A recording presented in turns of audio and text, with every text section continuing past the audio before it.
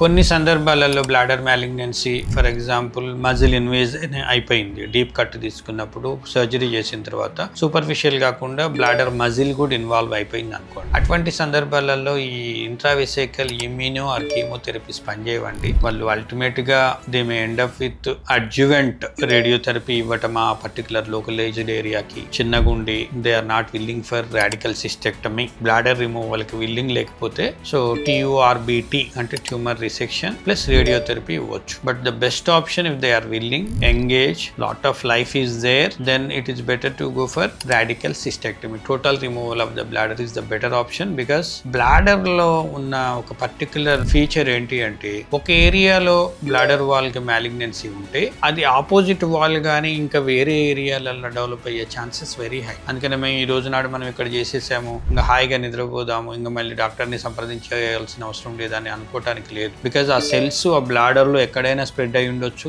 అవి రేపు పొద్దున మళ్ళీ ఎక్కడైనా మళ్ళీ రీగ్రోత్ లాగా స్టార్ట్ కావచ్చు. కనుక ఫ్రీక్వెంట్ ఫాలో అప్, అందుకనే ఈ పేషెంట్లందరినీ కూడా ఫాలో అప్ కు రమ్మంటాము. Follow up is very very very very important in bladder malignancies compare to any other malignancy. అన్నిటికీ అవసరము, more so with bladder malignancies. Thank you.